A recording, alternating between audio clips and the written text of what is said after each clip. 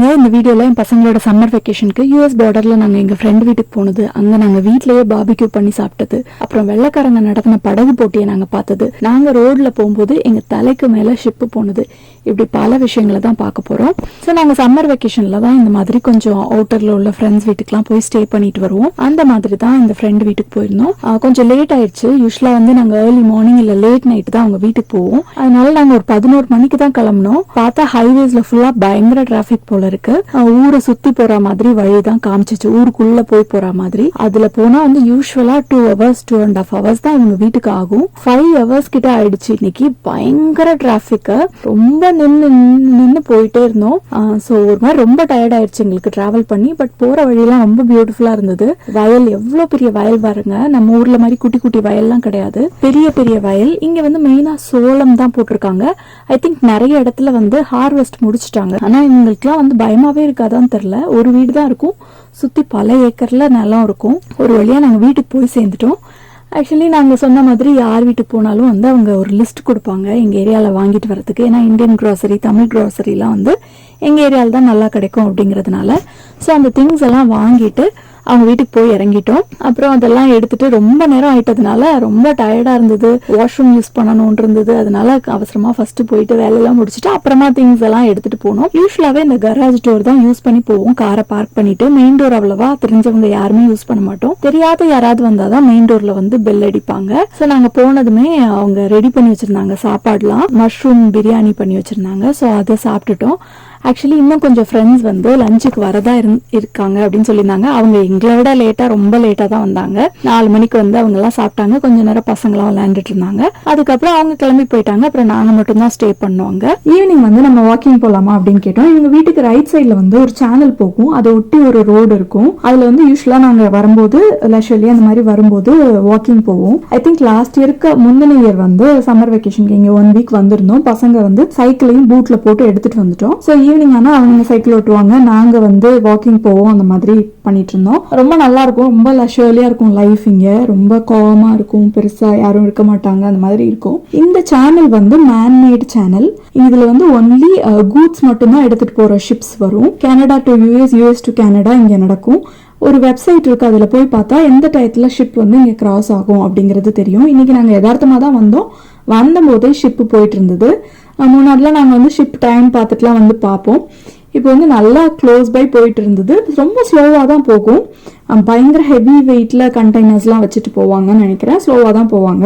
இதுல வந்து வேற எந்த ஆக்டிவிட்டியும் கிடையாது. ஒன்லி இந்த டிரான்ஸ்போர்டேஷனுக்காக மட்டும் எவ்வளவோ $1 million வந்து சேவ் ஆகுதாமா. அதுக்காக தான் இந்த சேனலை வந்து கிரியேட் பண்ணியிருக்காங்க, யூஎஸ்க்கும் கனடாக்கும் டிரான்ஸ்போர்டேஷனுக்காக. அப்புறம் வீட்டுக்கு போயிட்டு டின்னர் சாப்பிட்டுட்டு படுத்துட்டோம். அடுத்த நாள் வந்து நாங்கள் நேத்திக்கு வரும்போதே பார்த்தோம், இவங்க வீட்டுக்கு லெஃப்ட் சைட்ல வந்து லேக் உண்டு. அந்த லேக்கு கிட்ட வந்து பயங்கர ஹாப்பனிங்கா ஏதோ நடந்துட்டு இருந்தது. என்னன்னு எங்களுக்கு புரியல. ஆக்சுவலி நிறைய பேர் இருந்தாங்க, என்னமோ நடந்துட்டு இருந்தது. என்ன அப்படின்னு கேட்டும்போது இவங்க சொன்னாங்க, அங்க இந்த படகு போட்டி மாதிரிலாம் நடத்துவாங்க, சோ அதுவாதான் இருக்கும் அப்படின்னு சொன்னாங்க. சரி நம்ம போய் இன்னைக்கு லேக் சைடு பாத்துட்டு வரலாம் அப்படின்னு சொல்லிட்டு போனா படகு போட்டி நடந்துட்டு இருந்தது. வெள்ளைக்காரங்க, மோஸ்ட்லி எல்லாருமே வெள்ளைக்காரங்க தான். இந்த ஏரியால வந்து இந்தியன்ஸ் வந்து கொஞ்சம் கம்மி தான் மற்ற ஏரியா கம்பேர் பண்ணும்போது. சோ ரொம்ப ஆச்சரியமா இருந்துச்சு எனக்கு. நம்ம ஊர்ல நடக்கிற மாதிரி படகு போட்டி வந்து நடக்குது. அதாவது 2 பேர் உள்ளதும் நடக்குது, 4 பேர் உள்ளது, 10 பேர் உள்ளது, அந்த மாதிரி வித்தியாசமா நடக்குது.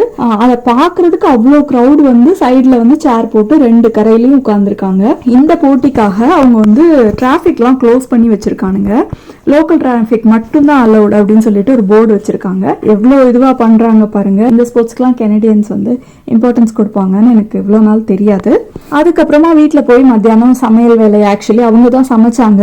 இங்க வந்து பார்பிக்யூ வந்து எல்லாருமே பண்ணுவாங்க. தனி வீடு வச்சிருக்கவங்க பார்பிக்யூ மிஷின் வச்சிருப்பாங்க. அது வந்து சம்மர்ல தான் யூஸ் பண்ண முடியும். ஸோ முடிஞ்ச அளவு மேக்ஸிமம் வீக்கெண்ட்ஸ் எல்லாமே சம்மர்ல வந்து அது யூஸ் பண்ணிடுவாங்க. ஸோ அவங்க சொன்னாங்க இன்னைக்கு நம்ம வந்து சிக்கன் பார்பிக்யூ பண்ணிக்கலாம்னு. யூஸ்வலா அவங்க வீட்டில் எப்போ போனாலும் சிக்கன் பிரியாணி பண்ணுவாங்க. ஆக்சுவலி நான் இவங்களை பார்த்து தான் அந்த கன்வென்ஷனல் லெவன்ல வந்து தம் கட்டி ஹைதராபாடி ஸ்டைல் பிரியாணி இப்படி கூட பண்ணலாம் அப்படிங்கறது நான் அப்ப தெரிஞ்சுக்கிட்டு தான் அப்புறம் தான் பண்ண ஆரம்பிச்சேன். சிக்கன் பார்பிக்யூ பண்றதுனால ஜீரா ரைஸ் பண்ணிக்கலாம் அப்படின்னு சொல்லிட்டு அது ஒரு சைட் ரெடி ஆயிட்டு இருந்தது. சிக்கன் வந்துட்டு நேத்திக்கு மேரினேட் பண்ணி வைக்காம விட்டுட்டோம். ஸோ இன்னைக்கு தான் மேரினேட் பண்ணோம். எல்லா பொடியும் போட்டு உப்பு, மஞ்சத்தூள், மிளகாத்தூள், இஞ்சி பூண்டு பேஸ்ட், தயிர், லைம் எல்லாத்தையும் ஊற்றி மிக்ஸ் பண்ணி வச்சுட்டாங்க. 1 or 2 hours தான் இருந்தது மத்தியானம் லஞ்சுக்கு முன்னாடி. பட் ஸ்டில் ஓகே அப்படின்னு சொல்லிட்டு மேரினேட் பண்ணி வச்சுட்டு ஒரு சைடு ஜீரா ரைஸ் வந்து ரெடி பண்ண ஆரம்பிச்சாங்க. சிக்கன் சிக்கனில் கொஞ்சம் சிக்கனை வந்து ஆல்ரெடி எடுத்து குழம்புக்காக வச்சுட்டோம். ஏன்னா எல்லாமே பல்காக தான் கிடைக்கும். ஸோ 5 கிலோ சிக்கன் பேக் வாங்கி வச்சுருந்தாங்க. வெளியில் போய் பாபிக்யூ மிஷினை ரெடி பண்ண ஆரம்பித்தோம். லைக் அந்த சூடு வரணும். ஸோ பழைய இதெல்லாம் வந்து கிளியர் பண்ணிவிட்டு 400 டிகிரிக்கு ஃபஸ்ட்டு ப்ரீ ஹீட் பண்ணிவிட்டு அப்புறம் தான் வைக்கணும். இது வந்து கன்வென்ஷனல் அவன் மாதிரி தான் கிட்டத்தட்ட. ஆனால் ப்ரொப்பேன் கேஸில் ஒர்க் ஆகும். சைடில் வந்து தனியாக நம்ம வெளியில் கடையில் வந்து சிலிண்டர்ஸ் கிடைக்கும், சின்ன சின்ன சிலிண்டர்ஸ். அதை வாங்கி அதில் ஃபிட் பண்ணிவிட்டு அதில் தான் இது ஒர்க் ஆகும். வீட்டுக்கு வெளியில தான் யூஸ்வலாக வச்சிருப்பாங்க. அப்புறம் ஒரு சைடு ஜுன்னோன்னு சொல்லிட்டு ஒரு ஸ்வீட் நான் முன்னாடியே ஒரு வீடியோவில் போட்டிருந்தேன். ஆந்திராவில் ரொம்ப ஃபேமஸ் போல இருக்கு. நம்ம ஒரு சீம்பால் மாதிரி இருக்கும்னு. அதுக்கு வந்து இங்கே பவுடர் மிக்ஸ் கிடைக்குது போல இருக்கு. அதை மிக்ஸ் பண்ணிட்டு இந்த மாதிரி இட்லி சட்டியில வச்சு வேக வச்சு எடுத்தா அந்த ஸ்வீட் ரெடி ஆயிடும் போல இருக்கு. ரொம்ப நல்லா இருக்குது. சீம்பால் பிடிக்கும் அப்படின்னா கண்டிப்பா அவங்க எல்லாருக்குமே பிடிக்கும். இவங்களும் ஆக்சுவலி ஹைதராபாத் பேஸ்ட் தமிழ் தான், பட் ஹைதராபாத்ல வளர்ந்தவங்க அப்படிங்கிறதுனால அந்த ஸ்வீட் இவங்களும் பண்ணுவாங்க போல இருக்கு. ஸோ அவங்களுக்கு பிடிக்குமான்னு கேட்டுட்டு அதையும் ரெடி பண்ணியிருந்தாங்க. இது வந்து பாபிக்யூக்கான டூல்ஸ்ன்னு சொல்லலாம். டூல்ஸ் பாக்ஸ் மாதிரியே இருக்குல்ல. இதெல்லாம் வந்து அந்த பாபிக்யூ மெஷின்ல யூஸ் பண்றது, ஸ்கிராப் பண்ணி எடுக்கிறதுக்கு அதுக்கெல்லாம் யூஸ் பண்றது தான். ஃபர்ஸ்ட் கொஞ்சம் சூடு வந்ததும் அந்த பழைய இதெல்லாம் இருக்கும்ல அதெல்லாம் வந்து கிளியர் பண்ணி விட்டுறணும். சூடு வந்ததுக்கு அப்புறம் தான் அது ஈஸியா எடுக்க வருமா. ஸோ வந்து அப்போ வந்து எல்லாத்தையும் ஸ்கிராப் பண்ணி எடுத்துட்டு கொஞ்சம் ஆயில் அப்ளை பண்ணிட்டு ப்ரீ ஹீட் பண்ண வச்சுட்டாங்க. 400 டிகிரி வந்ததும் ஒரு சிக்கனை எடுத்து வச்சாங்க. வெயில் பயங்கர வெயில். கூலர்ஸ் போடாம நம்மளால நிக்கவே முடியாதுங்கிற அளவுக்கு வெயில். மைல்டா இருந்துச்சுன்னா ஆக்சுவலி வெளியிலே சமைச்சு வெளியிலே சாப்பிடுவோம். பட் மண்டை காயிற அளவுக்கு வெயில் அடிச்சுது. அதனால ஜஸ்ட் இதை மட்டும் வச்சுட்டு அப்பப்போ வெளியில வந்து பார்த்துக்கிட்டோம். ஸோ சிக்கனை ஃபர்ஸ்ட் வச்சுட்டு திரும்ப மூடி வச்சுட்டு ஒரு டைம் கொஞ்ச நேரம் கழிச்சு வந்து செக் பண்ணிட்டு திருப்பி விட்டாங்க. அதுக்கப்புறம் வந்து கொஞ்ச நேரம் கழிச்சு இந்த டெம்பரேச்சர் செக் பண்றதுக்கு இருக்கும். ஆக்சுவலி சொல்லுவாங்க சிக்கன் வந்து உள்ள 160 டிகிரில இருக்கணும் போல இருக்கு. அப்படி இருந்துச்சு அப்படின்னா குக் ஆயிடுச்சு அப்படின்னு சொல்லிட்டு அர்த்தம். ஸோ அதை வந்து ஒரு டைம் செக் பண்ணி பார்த்துட்டு இது அதோட பெரிய பீஸ், தை பீஸுங்கிறதுனால கொஞ்சம் பெரிய பீஸுங்கிறதுனால ரொம்ப கேர்ஃபுல்லாக உள்ள வெந்துருச்சா அப்படின்னு நம்ம ஒரு டைம் செக் பண்ணிக்கணும். தெர்மாமீட்டர் வச்சு செக் பண்ணிட்டு இப்போ வந்து சிக்கன் ரெடி ஆயிடுச்சு. ஐ திங்க் வந்து நான் சொல்லி கொடுத்த மாதிரி கிரண் செஞ்சிருக்காருன்னு நினைக்கிறேன். நல்லா டேஸ்டா இருக்கும்னு நினைக்கிறேன். வாங்க இப்போ போய் சாப்பிடலாம். நம்மளுக்கு ரைஸ் அண்ட் ஜுன்னோ எல்லாமே ரெடி ஆயிடுச்சு. சாப்பாடே நல்லா ஹெவியா இருந்தது. அதை சாப்பிட்டு முடிச்சுட்டு அந்த ஜுன்னோ அந்த ஸ்வீட்டையும் எடுத்து வச்சு சாப்பிட்டோம். எப்படி ஜெல்லி மாதிரி சூப்பரா இருக்கு பாருங்க. செம்ம கன்சிஸ்டன்சில வந்திருக்கு, நல்லா செட் ஆகி வந்திருக்கு. சாப்பிடவுமே ரொம்ப நல்லா இருக்கும். இந்த மில்க் ஸ்வீட் மாதிரியே ரொம்ப நல்லா இருக்கும். அதுல போடுற அந்த ஹைலைட் என்னன்னா அதுல போடுற அந்த ஏலக்காய் அண்ட் பெப்பர் தான். இப்படி ஒரு ஸ்வீட் நான் எதிர்பார்க்கவே இல்லை. அதாவது பெப்பர் போட்டு ஒரு ஸ்வீட் இருக்கும்னு நம்ம நினைக்கவே மாட்டோம்ல. அப்படி ஒரு ஸ்வீட்டு சாப்பிட்டுட்டு ஈவினிங் அப்புறம் திரும்ப கொஞ்சம் வெளியில போயிட்டு பாப்பாக்கு வந்து ஒரு கார் வச்சிருந்தாங்க, அது ஓட்டலாம் அப்படின்னு சொல்லிட்டு எடுத்துட்டு அதை வச்சு இவனுங்க ரிமோட்ல இவனுங்க ஓட்டினானுங்க. பாப்பாவுக்கு வந்துட்டு ஓட்டிட்டு இருந்தா. ரொம்ப லெஷர்லியா இருக்குங்க லைஃப் இங்க. இந்த மாதிரி வெக்கேஷன்ல வந்து நல்லா ஸ்பெண்ட் பண்ணிட்டு போவோம் நாங்க எப்பயுமே இங்க. அப்புறம் அடுத்த 2 நாள் வந்து எனக்கு ஒர்க் இருந்தது. ஸோ நான் ஒர்க் பண்ணிட்டு இருப்பேன், பசங்க வந்து விளையாண்டுட்டு இருப்பானுங்க பாப்பா கூட. அந்த மாதிரி அப்படி போயிட்டு இருந்தது. அப்புறம் ஒரு நாள் பீட்சா பண்ணலாம் அப்படின்னு சொல்லிட்டு எடுத்தோம். சிக்கன் ஃபர்ஸ்ட் எடுத்து வச்சிருந்தோம்ல அதை வந்து ஏர் ஃப்ரை பண்ணிட்டு அப்புறம் வெஜ்ஜீஸ்லாம் கட் பண்ணி பீட்சா, இது வந்து காஸ்கோல விற்கும். பீட்சா பேஸு ப்ளஸ் சாஸ் ரெண்டும் சேர்த்து விற்கும்.